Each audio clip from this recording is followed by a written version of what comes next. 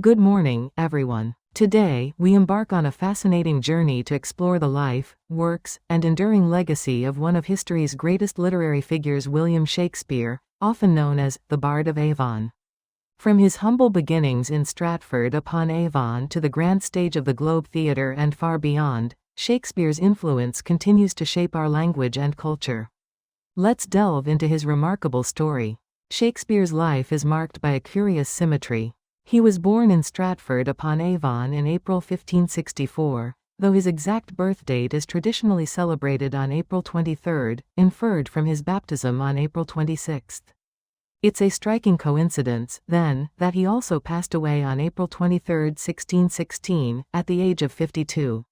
In an era where high infant mortality rates made simply surviving childhood a significant challenge, reaching 52 was quite an achievement.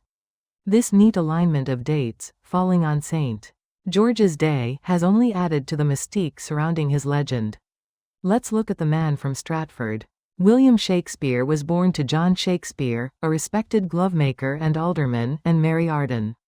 His education at King Edward VI Grammar School would have immersed him in Latin, logic, and classical texts, a foundational experience for his later works. He married Anne Hathaway in 1582, and together they had 3 children: Susanna, followed by twins Hamnet and Judith. Sadly, Hamnet died at the tender age of 11. Following the birth of his twins, Shakespeare enters what's known as the lost years between 1585 and 1592. During this period, there are no concrete records of his activities. Theories abound: was he a schoolmaster, a lawyer's clerk, or perhaps even fleeing prosecution for poaching? We don't know for certain until 1592, when he surfaces in London, famously described by rival playwright Robert Greene as an upstart crow, marking his first public notice in the bustling London theatre scene. Shakespeare's rise coincided perfectly with what's often called the Golden Age of Elizabeth. This period, from 1558 to 1603, marked the peak of the English Renaissance. It was a time of relative peace and prosperity, especially following the defeat of the Spanish Armada in 1588. This victory fostered an immense surge in national pride. The symbol, Britannia, itself first appeared in 1572, coinciding with an explosion of poetry and music. The cultural landscape was ripe for creativity, and nowhere was this more evident than on the stage. Theatre evolved dramatically, transitioning from roving bands of performers to a central cultural pillar with permanent structures like the Globe, signifying a true golden age for English drama. Central to Shakespeare's career was the iconic Globe Theatre, affectionately known as the Wooden O. Its story is quite dramatic. On December 28, 1598, in what's famously called the heist, Shakespeare's company, facing a lease dispute, boldly dismantled their original theatre, the theatre, timber by timber. They then ferried the materials across the Thames and rebuilt it in Southwark. The Globe was an impressive structure, about 30 meters in diameter with 20 sides, capable of holding up to 3,000 spectators. Its motto, Totus Mundus Agit Histrionem, translates to "All the world's a playhouse," a sentiment that perfectly captured the spirit of the age and Shakespeare's own philosophy. Tragically, in 1613, the Globe burned down during a performance of Henry VIII when a cannon, used for special effects, ignited the thatched roof. But its legacy, of course, lived on. Shakespeare's evolution as a playwright can be broadly categorized into 4 distinct phases. His first phase, from 1590 to 1594, was a period of experimentation. Here, he focused on history and classical comedy, with key works like Henry VI, Richard III, and Comedy of Errors. Then came a period of significant growth and masterpieces, from 1595 to 1600. This phase saw him master romantic comedy and rich histories, producing A Midsummer Night's Dream, Henry IV, and The Merchant of Venice. The third phase, from 1601 to 1607, is often considered his most profound, the Great Tragedies. Here, he explored existential depth in works like Hamlet, Othello, King Lear, and Macbeth. Finally, his fourth phase, from 1608 to 1613, focused on romances or tragicomedies, emphasizing reconciliation. Key works from this period include The Tempest and The Winter's Tale. This incredible progression showcases his unparalleled versatility and genius. Shakespeare masterfully navigated two major genres: the histories and the comedies. His histories, like Henry V and Richard III, delved deep into the legitimacy of power and leadership, exploring the triumphs and villainies of English monarchs. A notable innovation in these plays was the introduction of Falstaff in Henry IV, a brilliant comic figure who, at times, even eclipsed the kings themselves. On the lighter side, his comedies, such as Twelfth Night, A Midsummer Night's Dream, and Taming of the Shrew, focused on themes of love, mistaken identity, and the journey from chaos to eventual order. A recurring theme, beautifully encapsulated, is that the course of true love never did run smooth, a timeless observation still relevant today.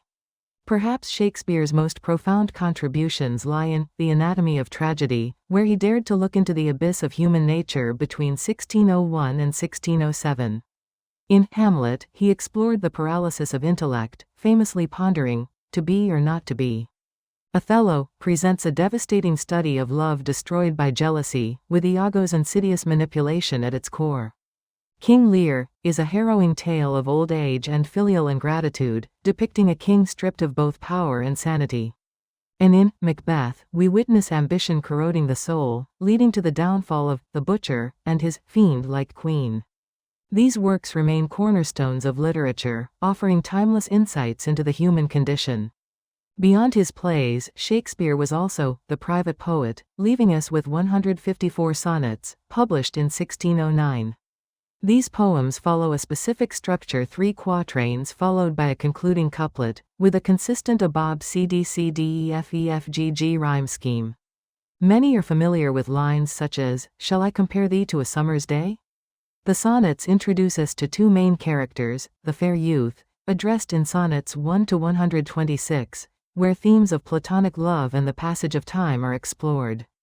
Then there's the dark lady, the subject of sonnets 127 to 152, revealing themes of obsessive, bitter love. A lingering mystery surrounds their dedication to a cryptic Mr. W. H., whose identity remains unknown, adding another layer of intrigue to Shakespeare's personal poetic world. Shakespeare was truly an architect of the English tongue, leaving an indelible mark on our language. His vocabulary is estimated to have ranged from 12,000 to 15,000 words, significantly larger than that of his contemporaries. More remarkably, he is credited with coining over 1,700 words and phrases that we still use today, enriching the linguistic fabric of English. He innovated by turning nouns into verbs, such as saying, "he happies those." Even centuries later, Samuel Johnson's seminal dictionary quoted Shakespeare more than any other writer to standardize the English language, solidifying his role as a linguistic titan. The First Folio, published in 1623, holds immense historical and literary significance. It's important to remember that Shakespeare primarily wrote for the stage, not the page, and rarely published his plays himself. 7 years after his death, 2 of his acting colleagues and friends, John Hemmings and Henry Condell, took on the monumental task of compiling 36 of his plays. Their efforts were nothing short of heroic, as the First Folio saved masterpieces like Macbeth, The Tempest, Julius Caesar, and Twelfth Night from being lost forever. This volume is a testament to Shakespeare's genius, and as his contemporary Ben Jonson famously wrote in its preface, he was not of an age, but for all time. Despite the wealth of information, mysteries and endings still surround Shakespeare. One of the most persistent is the authorship question, with theories proposing alternative authors like Francis Bacon, Christopher Marlowe, or the Earl of Oxford. However, based on the overwhelming contemporary evidence, historians overwhelmingly accept William Shakespeare of Stratford as the true author. Regarding his final years, he retired to Stratford around 1613 and, as we discussed, passed away on April 23, 1616. His will is famously known for leaving his wife, Anne, his second-best bed. Scholars continue to debate whether this was a deliberate slight or a sentimental gesture regarding their matrimonial bed.